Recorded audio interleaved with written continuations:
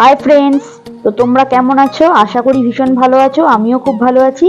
তো আজকে নিয়ে এসেছি একটি নতুন রেসিপি। হ্যাঁ, ডুমুরের ডালনা। তো চলো দেখাই আমি কিভাবে ডুমুরের ডালনা করি। তো দেখতে পাচ্ছ আমি ডুমুর কাটতে বসে গেছি।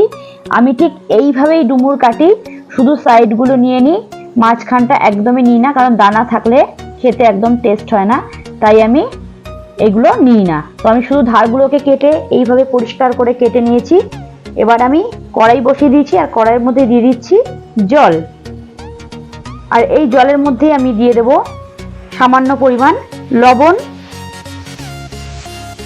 এই দেখো আন্দাজ মতোই দিয়েছি, তোমরা তোমাদের আন্দাজ মতো দেবে।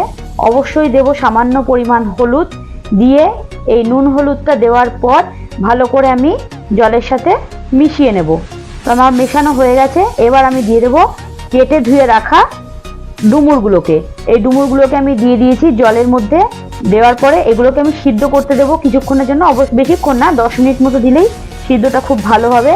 এই যে ভালো করে নেড়ে চেড়ে এবার আমি কড়াইটাকে ঢেকে দিচ্ছি। তো ঢেকে দিয়েছি। 10 মিনিট পর আমি ফিরে আসব।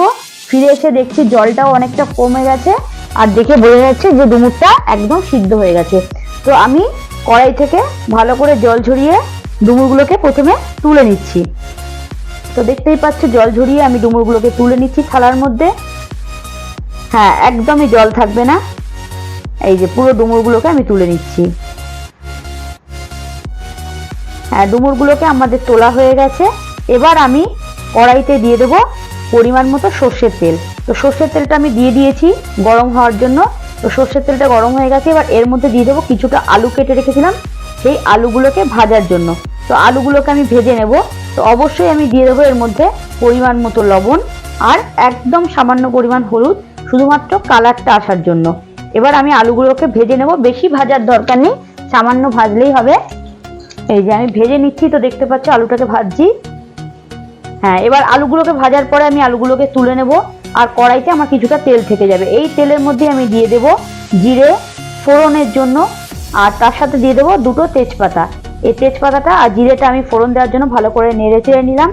আর যেহেতু নিরামিষ তরকারি, আমি একটু এখানে নারকেল অ্যাড করেছি। তোমরা চাইলে নারকেল কোড়াটা নাও দিতে পারো, আমি দিয়েছি। এবার আমি নারকেল কোড়াটাকে তেলের মধ্যে আগে ভেজে নেব। তো নারকেল কোড়াটা আগে ভেজে নেওয়া যাক। এই যে নারকেল কোড়াটা একদম মোটামুটি ভাজা হয়ে গেছে। দেখতে পাচ্ছ কালারটাও পুরো তেলের সাথে চেঞ্জ হয়ে গেছে, কি সুন্দর কালার চলে এসেছে।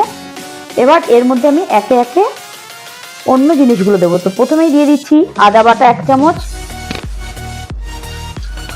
বাকি মশলাগুলো একে একে অ্যাড করব। দিয়ে দিচ্ছি পরিমাণ মতো লবণ, হলুদ, কাশ্মীরি মিরিচ। তোমরা চাইলে কাশ্মীরি মিরিচ নাও দিতে পারো, যদি কালার ভালো করতে চাও তাহলে দিতে পারো, নাও দিতে পারো। পরিমাণ মতো চিনি,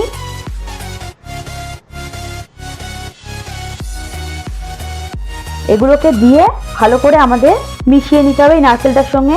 অবশ্যই দিয়ে দেবো জিরের গুঁড়ো আর ধনের গুঁড়ো, কারণ এগুলোকে দিলে টেস্টটা ভালো হয়। আর দিয়ে দিচ্ছি আমি কুচিয়ে রাখা টমেটো। এই টমেটোটা দেওয়ার পরে আর মশলাগুলো দেওয়ার পরে আমি নারকেলটার সঙ্গে কিছুক্ষণ এটাকে, মশলাটা ম্যারিনেট যেরকম করে সেরকম আমি এটাকে প্রথমে একটু গরম কড়াইতে ভালো করে দিয়ে দিচ্ছি, যাতে মশলাটা ভালো করে মিশে যায় এবং গ্রেভি টাইপের হয়ে যায়। তো দেখতে পাচ্ছ কি সুন্দর মিশে গেছে, কালার পুরো চেঞ্জ হয়ে গেছে, আর একটু তেল তেল মতো বেরিয়ে এসেছে। তোমরা দেখতেই পাচ্ছ কি সুন্দর তেল বেরিয়ে এসেছে। হ্যাঁ, এবার আমি এর মধ্যে দিয়ে দিচ্ছি সিদ্ধ করে রাখা ডুমুরগুলোকে। তো ডুমুরগুলোকে আমি এর মধ্যে দিয়ে দিয়েছি। হ্যাঁ, এবার এই ডুমুরগুলোকে আমি মশলার সাথে খুব ভালো করে মিশিয়ে নেব। খুব ভালো করে মশলাটার সাথে আমি ডুমুরগুলোকে আগে কষিয়ে নিচ্ছি। দেখো কি সুন্দর কষানো হয়ে গেছে। এবার আমি দিয়ে দিচ্ছি এর মধ্যে কাঁচা লঙ্কা, ঝাল হওয়ার জন্য। অবশ্যই তোমরা তোমাদের পরিমাণ মতো দেবে, তোমরা যে যেরকম ঝাল খেতে পারো সেরকমই দেবে। তারপরে আমি দিয়ে দিচ্ছি জল। এবার এই জলটাকে দিয়ে আমি ভালো করে ওয়েট করব কিছুক্ষণ, 5 মিনিট মতো, ভালো করে গ্রেভিটা হওয়ার জন্য। তো 5 মিনিট পর আমি ফিরে এসে এর মধ্যে দিয়ে দিলাম ভেজে রাখা আলুগুলো। এবার এই ভেজে রাখা আলুগুলোর সাথে ডুমুরটাকে আমি ভালো করে মিশিয়ে নিলাম এবং সুন্দর করে নেড়ে চেড়ে দিলাম। দেওয়ার পরে আমি মিনিট 2-3 মতো রেখে দিয়েছি। তো আমাদের একদম মোটামুটি রেডি হয়ে গেছে ডুমুরের ডালনা। এর মধ্যে দিয়ে দিয়েছি গরম মশলা। এই গরম মশলাটা দিয়ে দেওয়ার পর আমি ভালো করে নেড়ে চেড়ে দিচ্ছি। দেখতেই পাচ্ছ গ্রেভিটা একদম গাঢ় হয়ে গেছে। একদম গাঢ় গাঢ় হয়েছে তরকারিটা, গ্রেভি খুব বেশি হয়নি কিন্তু বুঝতেই পারছো ঘন ঘন তরকারি হয়েছে। নিরামিষ তরকারি, তাই আমি এর মধ্যে দিয়ে দিয়েছি পরিমাণ মতো ঘি। ঘি দিয়ে নেড়ে চেড়ে নিলেই একদম রেডি আমাদের ডুমুরের ডালনা। তো তোমাদের আজকের রেসিপিটা কেমন লাগলো অবশ্যই এরকম করে বাড়িতে বানিয়ে খাবে, গরম ভাতের সঙ্গে ভীষণ ভালো লাগবে। আর অবশ্যই লাইক কমেন্ট শেয়ার করতে ভুলবে না, সাবস্ক্রাইব করতে ভুলবে না। অবশ্যই কমেন্টে জানাবে রেসিপিটা তোমাদের কেমন লাগলো।